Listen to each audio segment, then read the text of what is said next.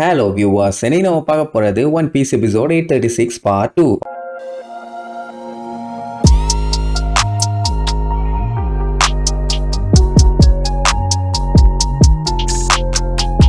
Open பண்ணா ஒரு நரி, ஒரு பெரிய சைஸ் கரடி, இது ரெண்டுமே பயங்கரமா சண்டை போட்டுட்டு இருக்குதுங்க. அப்ப நம்ம லில்லின் அடிச்சு புரண்டு வந்து அவங்க மேலேயே ஒரு ஜம்ப போட்டு சண்டை நல்லது இல்லைன்னு சொல்லிட்டு அலேக்கா புடிச்சு தூக்குவா. பார்த்தா ரெண்டுமே அவ கைக்குள்ள பொம்மை மாதிரி இருக்குதுங்க. சண்டை எப்பவுமே போடக்கூடாது, அம்மா எல்லாத்துக்கிட்டையுமே நல்லபடியா நடந்துக்கணும்னு சொல்லியிருக்காங்க. ஓகேவான்னு அட்வைஸ்.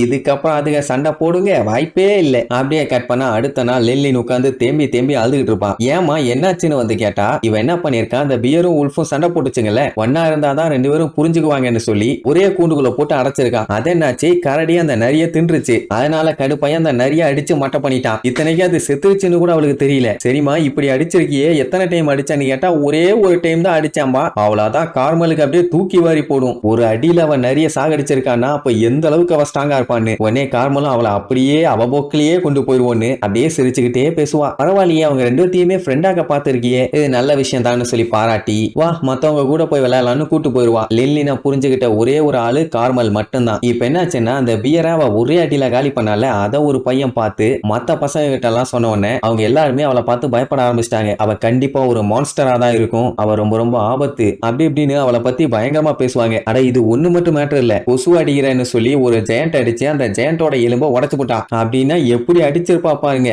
அதோட அவ சேட்டைய விடலையே. லாங்காம் டிரைப்ல ஒரு குட்டி பையன் அங்க இருந்திருப்பான். அவனை புடிச்சு வச்சுக்கிட்டு படாத பாடுபடுத்திட்டு இருப்பான். ஏமா என்னாச்சுன்னு கேட்டா, அவனுக்கு கையில நிறைய ஜாயின்ஸ் இருக்காமா, அதெல்லாம் இதுக்கு தேவையில்லாம. அதனால ஒரு சில ஜாயின்ஸ புடிங்க எடுத்துட்டானா இவங்கள மாதிரியே நார்மலா இருப்பான்ல, அதனாலதான் புடுங்க போறாளாம். எப்படி கையவே புடுங்க போறா. நார்மலா பார்த்துட்டு வேண்டாம் வேண்டாம், அவங்க எல்லாம் லாங்காம் டிரைபை சேர்ந்தவங்க, அவங்க நார்மலாவே அப்படித்தான் இருப்பாங்க, அதெல்லாம் எதுவும் பண்ணக்கூடாதுன்னு உன்ன விட்டுருவா. அடுத்தது இன்னொரு பையனோட கையை பிடிச்சிக்கிட்டு இழுன்னு இழுத்துட்டு இருப்பா. அது ஃபிஷ்மேன். அந்த கை ஜாயின் ஆயிருக்கும்ல, அதெல்லாம் ஒட்டிச்சு, அதான் நான் பிரிச்சு விட்டுட்டு இருக்கேன்பா. ஐயோ அவங்க ஃபிஷ்மேன்ஸ், அவங்க அப்படித்தான் இருப்பாங்கன்னு சொல்லி கஷ்டப்பட்டு காப்பாத்தி கூட்டு வந்திருப்பா. இப்படியே ஒவ்வொரு குழந்தைகிட்டையும் பண்ணானா மத்தவங்க எல்லாம் பயப்பட மாட்டாங்களா என்ன? ஆனாலும் கார்மல் அவளுக்காண்டி தான் பேசுவா. ஒன்னும் தப்பா நினைச்சுக்காதீங்க, லில்லின் ரொம்ப ரொம்ப நல்ல பொண்ணு, அறியாத பொண்ணு, தெரியாம பண்ணிட்டா மன்னிச்சிருங்க, வேற வழி இல்லையே, இவங்க எல்லாத்துக்கும் அம்மாவாச்சே, சரி ஓகேன்னு விட்டுருவாங்க. ஆனா அதுக்கப்புறம் விளையாடுறங்கிற பேர்ல எல்லா குழந்தைகளையும் போட்டு விரட்டுன்னு விரட்டிட்டு இருப்பா. அப்படியே கட் பண்ணா ஒரு 10 மாசத்துக்கு அப்புறம் காட்டுறாங்க. எல்பேஃப் தான் நியூ வேர்ல்ட்லயே ஸ்ட்ராங்கஸ்ட் கண்ட்ரிங்கிற பேரை வாங்கிருச்சு. இந்த காஷி ஒய்மோ எல்லாம் இங்க இருக்கிற ஜெயிண்ட்டுங்கன்னு வைங்க,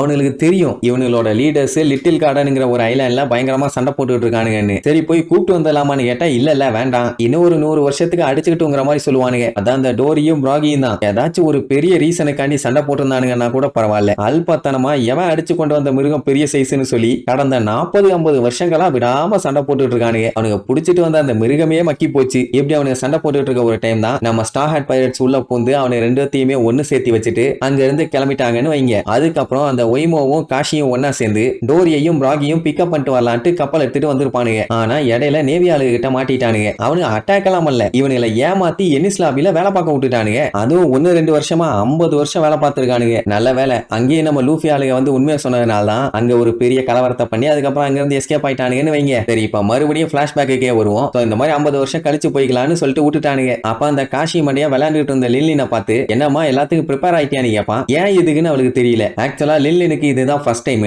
என்னடானா இந்த எல்பேஃப்ல வின்டர் சோல்ஸ்டிஸ் ஃபெஸ்டிவல்னு சொல்லி ஒன்னு நடத்துவாங்க. அதுக்கு 12 நாளைக்கு முன்னாடி இருந்தே ஃபாஸ்டிங் இருக்கணும், அதாவது விரதம். எதுவுமே சாப்பிடக்கூடாது, சொல்ல போனா தண்ணி மட்டும் தான் குடிக்கணும். நாளையில இருந்து அந்த விரதம் ஆரம்பம்னு சொன்ன உடனே அவளுக்கு தூக்கி வாரி போடும். ஏன்னா அவளால 5 நிமிஷம் கூட பசிய தாங்க முடியாது. அப்படி இருக்கும்போது என்னால இப்படி 12 நாளைக்கு சாப்பிடாம இருக்க முடியும்னு சொல்லி நடிக்கிட்டு இருப்பா. அந்த டைம் ஒரு ஜெயண்ட் பையன் வந்து திருச்சடிச்சு வந்து விழுவான். யாரான்னு பார்த்தா அதுதான் ஹைருதீன். எம்மா கூண்டு இருக்கான் பாத்தீங்களா, அவனுக்கு ட்ரைனிங் கொடுத்துட்டு இருக்காங்க. இவனைத்தான் நம்ம ட்ரெஸ்ரோசால பார்த்திருப்போம், லூஃபி கூட சேர்ந்து சண்டை போட்டிருப்பான். அந்த பையலும் உசுர கொடுத்து சண்டை போட்டான்னு வைங்க. இதுக்காண்டி இவ்வளவு வெறித்தனமான ட்ரைனிங்னு பார்த்தா பிராகியும் டோரியும் மறுபடியும் திரும்பி வந்துருவாங்க. அப்படி வந்ததுக்கு அப்புறம் மறுபடியும் ஜெயண்ட் பைரட்ஸா இந்த கடல்ல சுத்த வேண்டி இருக்குது. அந்த டைமுங்கும் போது எல்லாரும் நல்லா ஸ்ட்ராங்கா இருக்கணும்ல, அதுக்காக இந்த ட்ரைனிங். அப்பந்தாங்க 2 பெரிய ஜெயண்ட்ஸ் வருவாங்க. அதுல ஒருத்தர் பேரு ஜருலு, இன்னொருத்தர் பேரு ஜோருலு. ஜருலுக்கு வயசு 345, ஜோருலுக்கு வயசு 344. விளங்கிரும். 2 பேருமே இந்த எல்பேஃபோட சீஃப். அது மட்டும் இல்லாம இவனுக்கு தான் ஊருக்குள்ள நாட்டாம பண்ணிட்டு திரிவானுங்க, எது தப்பு எது சரின்னு. ஹைருதீனோட ரோல் மாடலே இவங்க தான். ஒரு நாள் இல்ல ஒரு நாள் இவங்கள மாதிரி ஆகணும்னு பயலுக்கு பயங்கரமான ஆர்வம். சரி இவனுங்க எதுக்கு இங்க வந்தானுங்கன்னா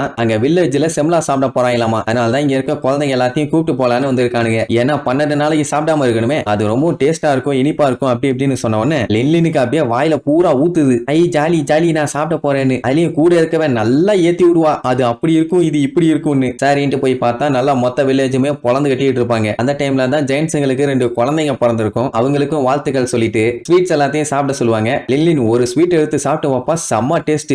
இந்த அளவுக்கு அவ டேஸ்டியா இது வரைக்கும் வாழ்க்கையில சாப்பிட்டதே இல்ல. உடனே லபகு லபகு லபகு லபகுன்னு அங்க இருக்க மொத்த ஸ்வீட்ஸையுமே அவ ஒண்டியாலா தின்னு தீத்துருவா. இவ்வளவு ஃபாஸ்டா சாப்பிடாதமா, சாப்பிடறதுக்கு முன்னாடி சூரியனுக்கு நன்றி சொல்லிட்டு தான் சாப்பிடணும். அப்படி பண்றேன்னு கேட்டா அவ கண்டுக்கவே மாட்டா. சொல்ல போனா மத்த குழந்தைங்க ஒண்ணு கூட இன்னும் உருப்படியா சாப்பிட்டுருக்க மாட்டாங்க. அவளை தடுக்க வந்த ஜெயன்ஸ் எல்லாத்தையும் தள்ளி விட்டுட்டு பொலந்து எட்டுவான்னு வைங்க. இப்படி ஒரு முரட்டு தீனியை இது வரைக்கும் அவங்க பார்த்ததே இல்ல. அப்புறம் என்ன, அதுக்கப்புறம் ஃபாஸ்டிங் தான். 3 நாள் ஆகுது, எதுவுமே சாப்பிடல. அதுக்கே அவளால தாங்க முடியல. இன்னும் 9 நாள் வேற சமாளிக்கணும். அப்பதான் கார்மல் இந்த ஃபெஸ்டிவலை எதுக்கு கொண்டாடுறாங்கன்னு சொல்லுவாங்க. அதாவது இந்த 12 நாளைக்கு ஃபுல்லா பனி பெஞ்சுக்கிட்டே இருக்கும். மொத்த இடமும் பனியால நிறைஞ்சு போயிருக்கும். அந்த டைமுங்கும் போது இவங்க சூரியனை பார்க்கவே முடியாது. ஆனா அந்த 12 நாளைக்கு அப்புறம் தான் சூரியன் வெளியில வந்து இந்த பனி விழுறதெல்லாம் ஸ்டாப் ஆகும். அன்னைக்கு தான் ஃபெஸ்டிவலா கொண்டாடி எல்லாம் நல்லா சாப்பிடுவாங்கன்னு வைங்க. இப்படியே கதை கதையா சொல்லி 3வது நாள் 4வது நாள் 5வது நாள் வந்துட்டாங்க. லின்லினால சுத்தமா முடியல, அப்படியே தள்ளாடிட்டு இருப்பா. அட அவ்வளவுதாமா சமாளிச்சிட்டீல, இன்னும் கொஞ்ச நாள் தான் சொல்லி அவளை சந்தோஷப்படுத்தி 6வது நாள் வந்துருச்சு. அவளுக்கு தேவை அந்த செம்லாங்கிற ஸ்வீட். அது நல்லா இருந்துச்சு, அதை மறுபடியும் சாப்பிடணும்னு நினைச்சவளுக்கு பயங்கரமா வெறிமுத்தி போயிருச்சு. அப்படியே கட் பண்ணா 7வது நாள் ஒரு ஜெயன் பொண்ணு கார்மலை அடிச்சு புரண்டு வந்து பார்த்து லின்லின் அங்க பிரச்சனை பண்ணிட்டு இருக்காம்பா. என்னடான்னு வந்து பார்த்தா மொத்த வில்லேஜே பத்திட்டு எரிஞ்சுக்கிட்டு இருக்குது. நடுவுல நின்னுகிட்டு எனக்கு செம்லா வேணும்,